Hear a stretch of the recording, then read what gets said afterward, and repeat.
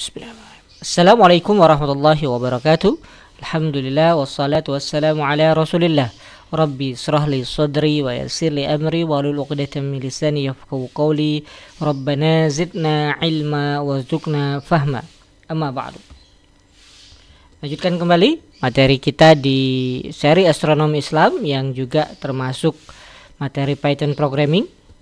Di video yang pertama kita sudah membuat program sederhana menggunakan modul EPEM dan datetime untuk mengetahui kapan bulan baru Muharram. Di video yang pertama juga Anda melihat kita memeriksa dengan stellarium. Yang kita periksa adalah ketinggian bulan ketika waktu maghrib di hari bulan baru. Kita juga memeriksa dengan stellarium besaran sudut elongasi bulan dengan matahari di waktu maghrib. Karena itu pada kali kedua ini, kesempatan yang kedua ini, kita akan lengkapi dulu program Python kita dengan beberapa hal. Yang pertama, kita akan sempurnakan algoritma kita hingga program kita bisa menghitung waktu maghrib di hari bulan baru. Kemudian dengan pengetahuan waktu maghrib tersebut, kita kemudian bisa hitung usia bulan saat maghrib di hari bulan baru. Kemudian kita juga buat algoritma sehingga program kita bisa menghitung ketinggian bulan atau altitude bulan saat maghrib di hari bulan baru. Kemudian kita buat juga agar program kita bisa menghitung elongasi bulan saat maghrib di hari bulan baru. Baru kemudian kita looping apa yang sudah kita lakukan itu untuk 12 bulan Hijriah, sehingga nanti kita bisa punya kalender yang lengkap, tidak hanya menginformasikan awal bulan di tahun 1445 Hijriah, tetapi juga lengkap dengan analisa kenapa ditetapkan tanggal tersebut sebagai tanggal 1 awal bulan. Oke, mari kita lakukan. Sebagaimana yang disampaikan sebelumnya, meskipun waktu bulan baru itu serentak di seluruh dunia, tetapi tentu saja posisi seorang pengamat di mana dia berada itu akan menyebabkan penunjukan waktu terjadinya bulan baru berbeda-beda. Seperti yang saya sampaikan kemarin, misalnya di waktu Indonesia Barat, waktu bulan baru terjadi pukul 1.31, berarti di waktu Indonesia Tengah itu terjadi pada pukul 2.31. Di Indonesia Timur terjadi pukul 3.31. Karena itu kita membutuhkan satu objek lagi yang kita ambil dari modul EPEM, yaitu objek observer yang merupakan objek terkait posisi dan kondisi pengamat. Posisi misalnya dalam objek EPEM observer ini bisa dalam bentuk latitude dan longitude. Kemudian kondisinya bisa dalam bentuk elevation, ketinggian sang pengamat. Kemudian bisa juga pressure, tekanan atmosfer, temperatur. Kemudian yang paling penting pula adalah waktu pengamatan, tanggal dan jam pengamatan. Untuk membuat objek observer di program kita seperti biasa, kita berikan nama objeknya variabel tertentu. Saya sebut saja observer. Nah, observer ini adalah representasi dari metode observer dengan O besar dari EPEM, ya, EPEM.observer. Nah, kemudian yang pertama saya berikan kepada objek observer ini adalah latitude dan longitude. Saya akan gunakan latitude dan longitude posisi saya di Cilengsi. Ya, observer.lat. Nah, ini untuk memberikan posisi latitude ke objek. Posisi saya ada di minus 6,690440. Kemudian longitude observer.lon. Posisi saya di Cilengsi ada di longitude 106,855591. Anda bisa coba latitude dan longitude Anda sendiri. Anda bisa cari, cek di Google misalnya posisi latitude dan longitude Anda. Selanjutnya saya harus juga menentukan tanggal si observer ini, sehingga saya harus masukkan date ke observer ya, observer.date. Nah, tetapi karena saya ingin menyamakan tanggal si observer dengan tanggal bulan baru, nah saya bisa gunakan variabel waktu lokal. Tapi ada hal yang juga harus dipertimbangkan, yaitu konsistensi. Sekarang saya coba cek tipe dari waktu lokal. Type waktu lokal. Nah, Anda lihat tipe waktu lokal ini adalah object datetime.datetime. Sementara observer.date ini nanti dia adalah objek dari append.date. Sehingga untuk lebih konsisten, alih-alih menggunakan waktu lokal yang merupakan objek datetime.datetime, lebih baik kita menggunakan bulan baru. Jadi kalau kita cek type bulan baru, nah Anda akan lihat bahwa dia merupakan objek append.date. Jadi kalau kita menggunakan variabel bulan baru, ini secara konsistensi dia lebih bagus. Karena bulan baru adalah objek append.date, yang kita butuhkan dari observer.date adalah dalam bentuk objek append.date. Meskipun secara hasil bisa saja sama, baik kita menggunakan variabel waktu lokal maupun variabel bulan baru. Oke. Karena semua hal terkait observer sudah kita masukkan, baik itu latitude, longitude, dan waktu pengamatan, maka sekarang saatnya kita menghitung waktu matahari terbenam atau waktu maghrib. Nah, di modul APEM sudah tersedia fungsi atau metode untuk menghitung segala sesuatu terkait matahari, yaitu append.sun. Jadi kita buat dulu objek, saya sebut saja variabelnya sun, yang merupakan representasi dari metode sun dengan S kapital ya, append.sun.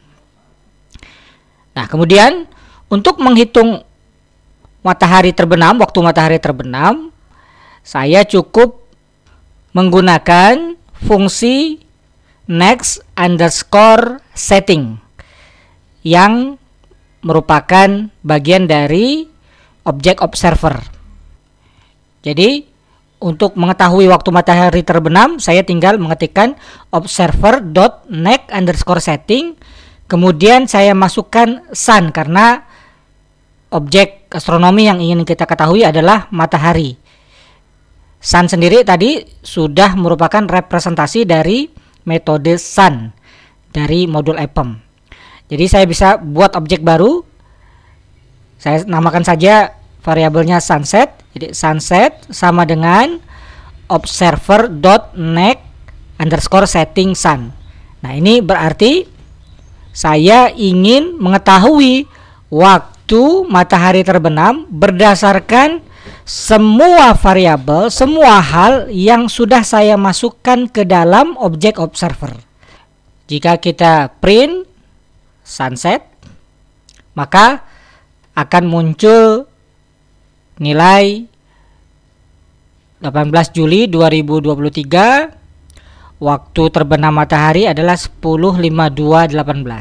Selalu diingat, keluaran ini belum merupakan representasi time zone tertentu. Dia hanya waktu versi APEM. Akibatnya sama seperti yang kita lakukan pada saat mengecek bulan baru, kita harus konversi terlebih dahulu sunset ini ke waktu lokal. Dalam hal ini, waktu lokal yang ada di komputer saya sesuai dengan waktu Indonesia bagian Barat. Sama, kita juga akan gunakan fungsi local time yang ada di APEM. Saya sebut saja variabelnya waktu maghrib sama dengan append. local time sunset. Nah, ini mengkonversi waktu sunset yang tadi masih merupakan waktu versi EPEM ke waktu lokal.